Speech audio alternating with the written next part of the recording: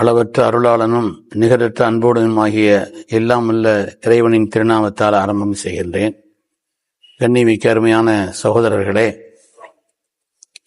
India என்பது இந்திய மக்கள் அனைவரும் ஒன்றுபட்டு உருவாக்கிய ஒரு மகத்தான நாடு. இந்த நாடு எல்லா விதமான மேன்மைகளையும் பெற்று திகழ்வதற்குண்டான காரணமே நாம் ஒன்றுபட்டு இருப்பதுதான். நாட்டிலே பல்லாயிரக்கணக்கான மொழிகள், ஜாதிகள், பல்வேறு விதமான பலகீனங்கள் இருந்தாலும் கூட அந்த பலகீனங்களை எல்லாம் கடந்து வெற்றி பெறுவதற்கும் உயர்வு பெறுவதற்கும் நாம் ஒன்றுபட்டு இருப்பதுதான் அடிப்படையான காரணம்.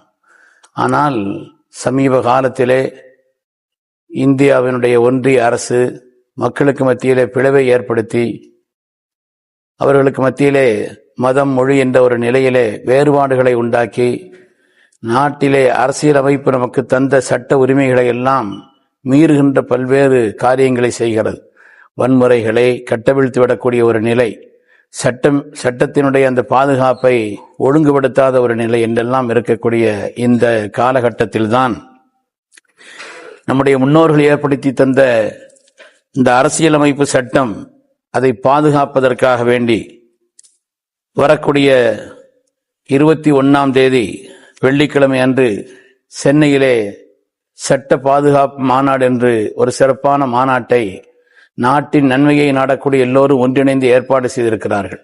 இந்த மாநாட்டில் எல்லோரும் பெருந்திரளாக கலந்து கொள்ள வேண்டும் என்று அன்போடு கேட்டுக்கொள்கிறேன். உலகத்திலே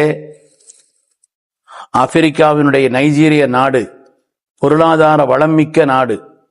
தங்கம், பெட்ரோல் ஏராளமாக கிடைக்கக்கூடிய அந்த நாடு. ஆயினும் கூட அந்த நாட்டிலே வன்முறை மிகுந்திருக்கிறது. பொருளாதார வளம் இருப்பினும் வன்முறை மிகுந்திருக்கிறது. காரணம் என்னவென்று சொன்னால், அந்த மக்களுக்கு மத்தியிலே பிளவுபடுத்தக்கூடிய தன்மையும் ஒற்றுமையின்மையும் தான்.